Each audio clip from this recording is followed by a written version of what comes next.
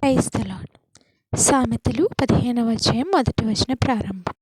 మృదువైన మాట క్రోధమును చల్లార్చును, నొప్పించు మాట కోపమును రేపును. జ్ఞానుల నాలుక మనోహరమైన జ్ఞానాంశములు పలుకును, బుద్ధిహీనుల నోరు మూఢవాక్యములు కుమ్మరించును. యెహోవా కన్నులు ప్రతి స్థలము మీద నుండును, చెడ్డవారిని మంచివారిని అవి చూచుచుండును. సాత్వికమైన నాలుక జీవవృక్షము, దానిలో కుటిలత యుండెనెడల ఆత్మకు భంగం కలుగును. మూఢుడు తన తండ్రి చేయు శిక్షను తిరస్కరించును, గద్దింపునకు లోబడివాడు బుద్ధిమంతుడగును.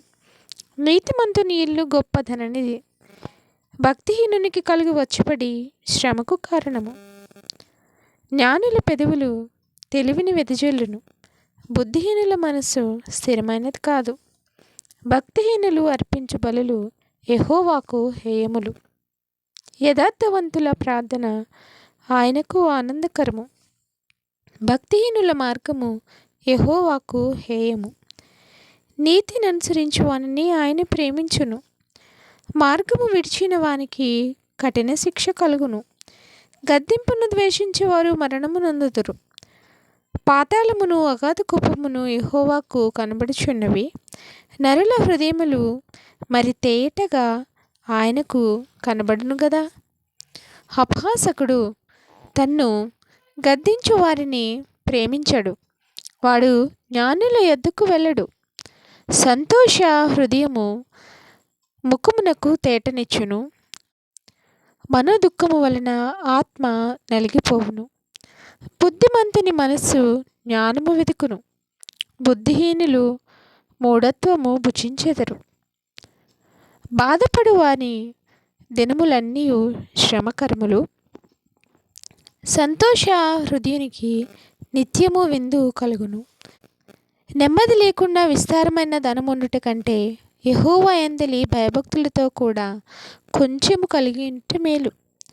పగవాని ఇంట క్రొవ్విన ఎద్దు మాంసము తినుట కంటే ప్రేమగల చోట ఆకుకూరల భోజనం తినుట మేలు.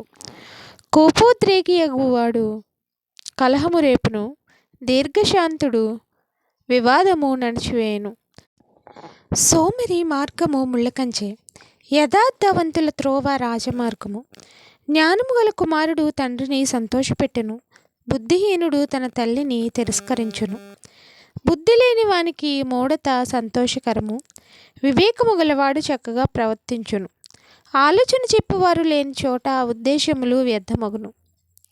ఆలోచన చెప్పువారు బహుమంది ఉన్న ఎడల ఉద్దేశములు దృఢపడును. సరిగా ప్రత్యుత్తరం ఇచ్చిన వానికి దాని వలన సంతోషము పుట్టును. సమయోచితమైన మాట ఎంత మనోహరము, క్రిందనున్న పాతాళమును తప్పించుకొనవలెనని బుద్ధిమంతుడు పరమునకు పోవు జీవమార్గమున నడుచుకొనును. గర్విష్ఠుల ఇల్లు యెహోవా పెరికివేయును, విధవరాలి పొలిమేరను ఆయన స్థాపించును. దురాలోచనలు యెహోవాకు హేయములు, దయగల మాటలు ఆయన దృష్టికి పవిత్రములు. లోభి తన ఇంటి వారిని బాధపెట్టును, లంచము నసహించుకున్నవాడు బ్రతుకును. నీతిమంతుని మనస్సు యుక్తమైన ప్రత్యుత్తరం ఇచ్చుటకు ప్రయత్నించును, భక్తిహీనుల నోరు చెడ్డ మాటలు కుమ్మరించును. భక్తిహీనులకు యెహోవా దూరస్థుడు, నీతిమంతుల ప్రార్థన ఆయన అంగీకరించును. కన్నుల ప్రకాశము చూచుట హృదయమునకు సంతోషకరము, మంచి సమాచారము ఎముకలకు పుష్టి ఇచ్చును. జీవార్థమైన ఉపదేశమును అంగీకరించు వానికి జ్ఞానుల సహవాసము లభించును. శిక్షనంద నొల్లనివాడు తన ప్రాణమును తృణీకరించును, గద్దింపును వినివాడు వివేకి అగును. యెహోవా యందు భయభక్తులు కలిగిండుట జ్ఞానాభ్యాసమునకు సాధనము, ఘనతకు ముందు వినయముండును. ఆమెన్. Thanks for watching.